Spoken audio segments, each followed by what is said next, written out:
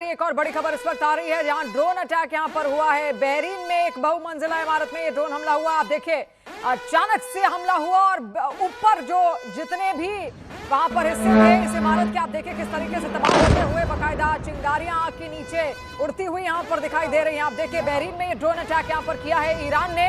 News 18 India पर ये exclusive तस्वीरें, लगातार एक्सक्लूसिव कवरेज इस वॉर ब्रेकिंग के जरिए हम आप तक पहुंचा रहे हैं। ईरान पूरी अपडेट इस वक्त आप देख रहे हैं जहां पर अब हमला एक बार फिर से बहरीन की तरफ यहां पर किया गया है और वहां पर जितने भी मिलिट्री एयर बेसेस अमेरिका के हैं सबसे पहला टारगेट तो वो ईरान के हैं। इसके अलावा रिहायशी इलाकों को भी खत्म करना चाहता है इस वक्त ईरान।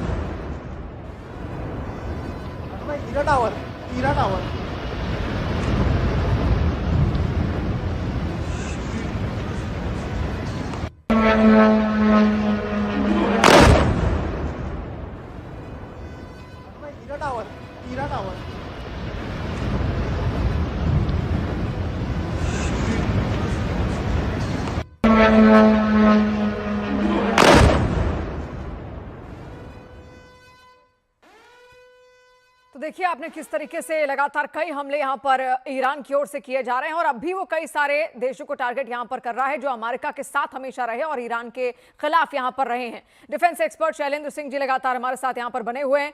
शैलेंद्र सिंह जी, क्या लगता है आपको कितना लंबा अभी भी ईरान इस युद्ध को यहां पर खींच सकता है? क्योंकि अमेरिका एक तरफ है जो कि सुपर पावर है, इजरायल उसके साथ है, फिर ईरान तो एक तरीके से अकेला ही है क्योंकि जिस तरीके का समर्थन रूस और चीन की तरफ से उसको यहां पर आना चाहिए वो अभी आ नहीं रहा। और क्या सीधे आपको लगता है सीधे रूस और चीन भी इस युद्ध में कूदेंगे या फिर नहीं कूदेंगे, ईरान को ऐसे ही छोड़ेंगे?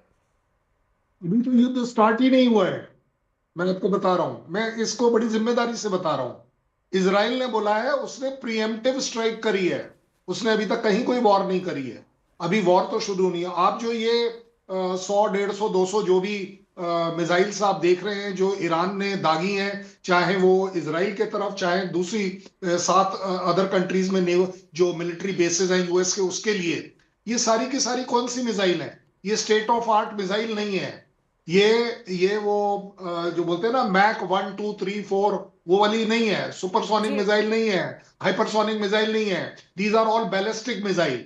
बड़ी सिंपल मिसाइल है। ये एक ट्रेलर से भी नीचे है मैं तो कहूंगा, क्योंकि उनके पास जो जखीरा है हाइपरसोनिक का वो इस समय वो इस्तेमाल जरूर नहीं करेंगे। उसके पास अभी तक उन्होंने अपना स्टेट ऑफ आर्ट वेपनरी जो ड्रोन्स का है वो अभी निकाला ही नहीं है। इसलिए मैं आपको बता रहा हूं कि लड़ाई तो एक्चुअल अब शुरू होनी है। इस समय दोनों एक दूसरे में ये टेस्ट कर रहे हैं कि एस्केलेशन को कौन कंट्रोल कर सकता है, क्या कंट्रोल किया। और उसका एक चश्मदीद आपको एग्जांपल अगर दूं तो फॉरेन मिनिस्टर ईरान ने क्या कहा है कि हम बातचीत के लिए तैयार हैं। That itself shows.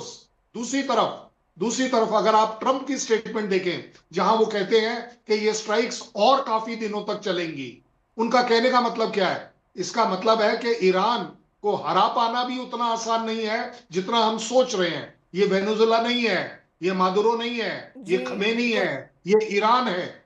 इससे पार पाना उतना आसान नहीं पड़ेगा।